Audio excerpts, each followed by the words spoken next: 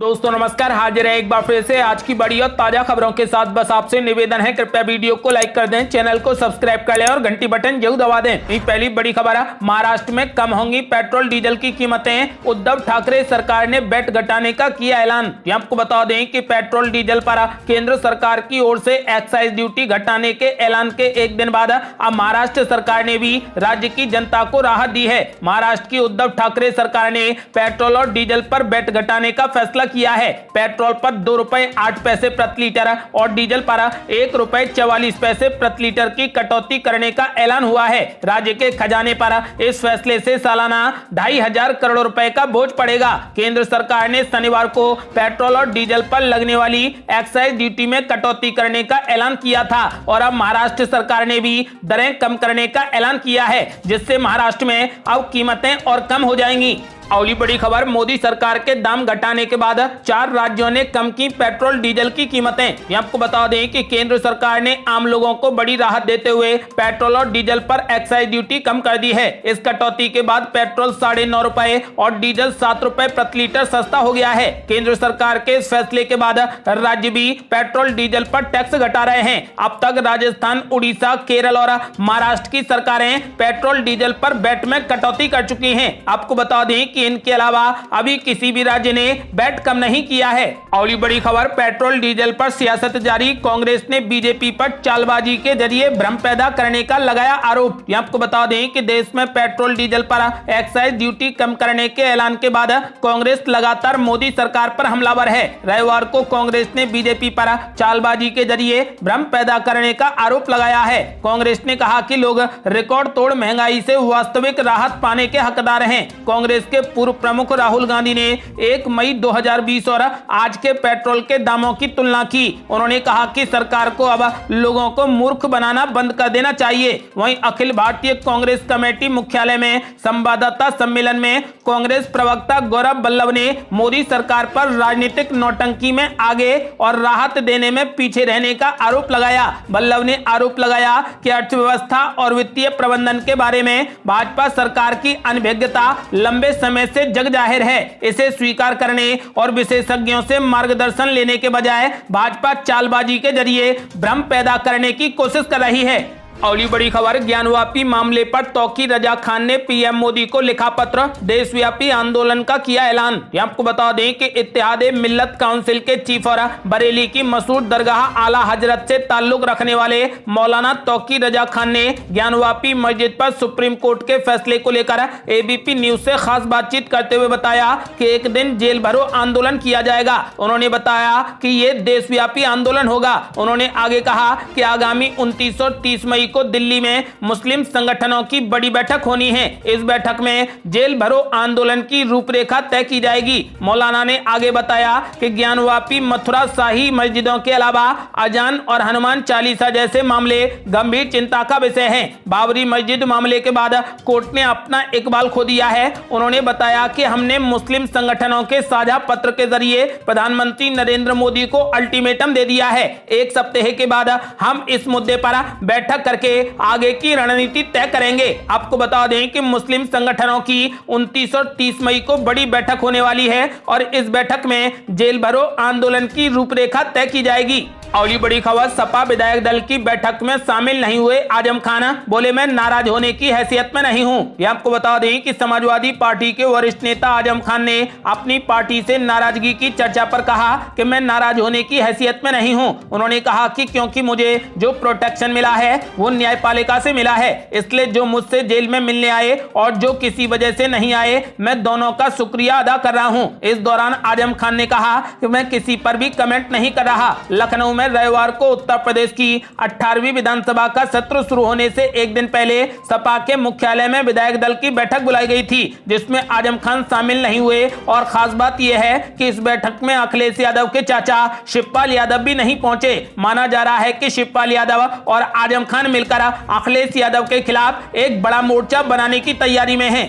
अगली बड़ी खबर, हिमाचल प्रदेश में चुनाव के लिए कांग्रेस ने कसी कमर, प्रियंका गांधी की टीम होगी तैनात। ये आपको बता दें कि हिमाचल प्रदेश विधानसभा चुनावों के लिए कांग्रेस ने अब कमर कस ली है और पार्टी ने इस बार हर जिले में एक राष्ट्रीय सचिव देने का फैसला किया है। इन सब चीजों के बीच खास बात ये सामने आई है कि 12 जिलों में राष्ट्रीय सचिव रखे जाएंगे, उनमें से 1/3 प्रियंका गांधी की टीम के होंगे। सूत्रों का कहना है कि राज्य में कांग्रेस की सत्ता में वापसी के मकसद से प्रियंका गांधी ने अपनी टीम के सदस्यों को जिम्मेदारी सौंपी है। शनिवार को हुई AICC की मीटिंग में तय हुआ है कि पार्टी को मजबूत बनाने के लिए हर जिले में राष्ट्रीय सचिव की तैनाती की जाए। आपको बता दें कि कांग्रेस के महासचिव KC वेणुगोपाल और राजीव शुक्ला ने कांग्रेस मुख्यालय पर बैठक में हिस्सा लिया और जरूरी दिशा निर्देश जारी किए। सूत्रों का मानना है कि जिस तरीके से प्रियंका गांधी के साथ यूपी में काम कर चुके 4 नेताओं को हिमाचल प्रदेश में लगाया गया है, उससे साफ है कि पहाड़ी राज्य की सत्ता में वापसी के लिए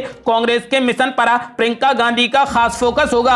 अगली बड़ी खबर, किसानों से बोले KCR आप बदल सकते हैं सरकार, केजरीवाल भगवंत मान के साथ पहुंचे राकेश टिकैत। आपको बता दें कि तेलंगाना के मुख्यमंत्री के चंद्रशेखर राव इन दिनों क्षेत्रीय दलों के प्रमुख नेताओं से मुलाकात कर रहे हैं। साथ ही वो 2024 के चुनाव के लिए भूमिका तैयार करने में लगे हैं। रविवार को वो दिल्ली के मुख्यमंत्री अरविंद केजरीवाल और पंजाब के मुख्यमंत्री भगवंत मान के साथ चंडीगढ़ पहुंचे।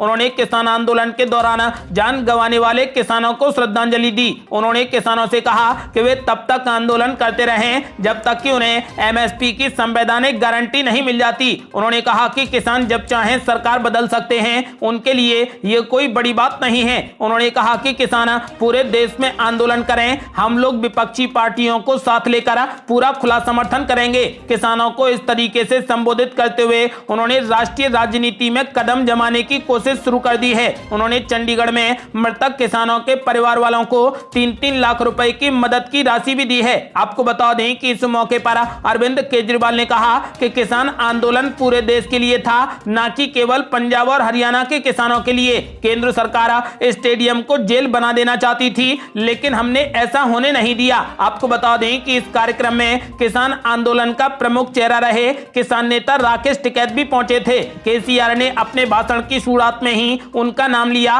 राव ने उर्वरकों की कीमतें और MSP को लेकर केंद्र सरकार को घेरने की पूरी कोशिश की। अपनी सरकार की उपलब्धियां गिनाते हुए KCR ने कहा कि पहले बड़ी संख्या में किसान आत्महत्या करते थे, बिजली की सुविधा नहीं थी, लेकिन हमारी सरकार बनने के बाद बिजली की समस्या का समाधान किया गया। हम 24 घंटे फ्री बिजली देते हैं। केंद्र पर निशाना साधते हुए उन्होंने कहा कि जब राज्य सरकारों के लिए कुछ करने लगते हैं तो उन्हें अच्छा नहीं लगता है। आपको बता दें कि फिलहाल KCR तीसरा मोर्चा बनाने की तैयारी में है। अगली बड़ी खबर, गोवा के मुख्यमंत्री प्रमोद सावंत ने की बड़ी मांग, कहा देश में जहां भी तोड़े गए मंदिर उनका फिर से हो निर्माण। आपको बता दें कि वाराणसी की ज्ञानवापी मस्जिद को लेकर चल रहे विवाद के बीच गोवा के मुख्यमंत्री प्रमोद सावंत ने कहा कि अतीत में नष्ट कर दिए गए सभी मंदिरों का पुनर्निर्माण किया जाना चाहिए तथा उनकी सरकार की ओर से पुर्तगाल शासन के दौरान ढहा दिए गए सभी मंदिरों को पुनः स्थापित करने के लिए फंड जारी किया जा रहा है। आपको बता दें कि प्रमोद सावंत ने यह भी कहा कि गोवा सरकार प्रदेश में सांस्कृतिक पर्यटन को बढ़ावा देने का प्रयास कर रही है तथा लोगों को मंदिरों में जाने के लिए भी प्रेरित कर रही है। उन्होंने कहा कि 450 साल के पुर्तगाल शासन के दौरान हिंदू संस्कृति नष्ट की गई एवं कई लोग धर्मांतरित किए गए। प्रदेश में मंदिरों को नष्ट किया गया। अब हम उन सभी का जीर्णोद्धार करने जा रहे हैं। मैं मानता हूं कि जहां भी मंदिर ढा दिए गए हैं उनका पुनर्निर्माण किया जाना चाहिए, ये मेरी दृढ़ मान्यता है। आपको बता दें कि मुख्यमंत्री प्रमोद सावंत ने मांग की है कि देश में जहां भी मंदिर तोड़े गए उनका फिर से निर्माण होना चाहिए। अगली बड़ी खबर, ज्ञानवापी मस्जिद को लेकर सपा सांसद ने दिया विवादित बयान, बोले मस्जिद कोई नहीं छीन सकता, हर कुर्बानी देने को तैयार। आपको बता दें कि समाजवादी पार्टी के सांसद शफीकुर रहमान बर्क ने दावा किया है कि वाराणसी की ज्ञानवापी मस्जिद में कोई भी शिवलिंग नहीं है। उन्होंने आरोप लगाया कि ये स्थिति 2024 में होने वाले लोकसभा चुनाव को लेकर पैदा की जा रही है। समाजवादी पार्टी के सांसद का बड़ा बयान सामने आया है। शफीकुर रहमान बर्क ने अपने इस बयान में आगे कहा कि हमसे मस्जिद कोई छीन नहीं सकता। जो भी कुर्बानी देनी पड़ेगी हम देंगे और हम देने को तैयार हैं। हम मरते दम तक ज्ञानवापी नहीं छोड़ेंगे। उन्होंने कहा कि मुसलमानों से कोई ज्ञानवापी ले नहीं सकता। बर्क ने यह भी कहा कि अगर आप इतिहास की गहराई में जाते हैं तो पता चलता है कि ज्ञानवापी मस्जिद में कोई शिवलिंग नहीं था। ये सब गलत है। बर्क सपा प्रमुख अखिलेश यादव से मिलने लखनऊ पहुंचे थे। अयोध्या में राम मंदिर के निर्माण को लेकर उन्होंने कहा कि मैं अब भी कहता हूं कि वहां पर मस्जिद है। राम मंदिर ताकत के बलबूते बनाया जा रहा है। सपा सांसद ने आरोप लगाया है कि मुसलमानों को निशाना बनाया जा रहा है, मस्जिदों पर हमला किया जा रहा है। सरकार ऐसे नहीं चलती है। सरकार को ईमानदारी से कानून का पालन करना चाहिए। हालांकि प्रदेश में कानून की हुकूमत नहीं है बल्कि बुलडोजर की हुकूमत है।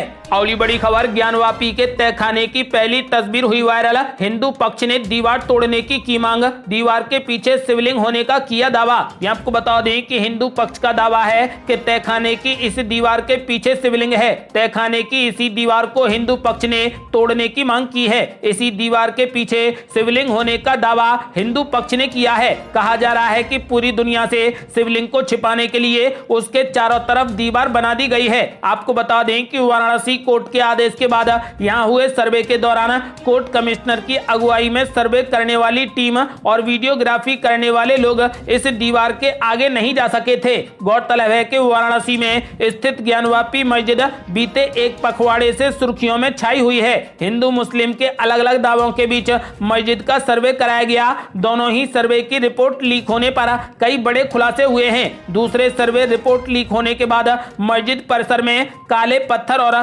त्रिशूल डमरू होने के प्रमाण का दावा किया जा रहा है। वहीं पहली रिपोर्ट में भी हिंदू पक्ष का दावा मजबूत होने के पुख्ता प्रमाण मिलने की बात कही जा रही है। अगली बड़ी खबर, फ्री राशन को लेकर एक्शन में मुख्यमंत्री योगी आदित्यनाथ। अधिकारियों को दिए कड़े निर्देश। ये आपको बता दें कि उत्तर प्रदेश में अपात्र राशन कार्ड धारकों के कार्ड निरस्त किए जा रहे हैं। योगी सरकार ने अपात्र राशन कार्ड धारियों पर एक्शन की तैयारी कर ली है। इस बीच मुख्यमंत्री योगी आदित्यनाथ ने अधिकारियों को सख्त निर्देश दे दिए हैं कि किसी भी जरूरतमंद का राशन बंद नहीं होना चाहिए। अगर ऐसा हुआ तो अफसरों के खिलाफ भी कड़ी कार्रवाई की जाएगी। मुख्यमंत्री योगी आदित्यनाथ के आदेश के बाद जिला प्रशासन की ओर से इस संबंध में हर गांव तक मुनादी करवाकर जानकारी दी जा रही है। सरकार का कहना है कि अपात्र लोगों के मुफ्त राशन योजना का लाभ उठाने से आम गरीब परिवारों को योजनाओं से वंचित रहना पड़ जाता है। सरकार की तरफ से लोगों को कड़ी चेतावनी दी गई है कि अगर अपात्र के पास राशन कार्ड है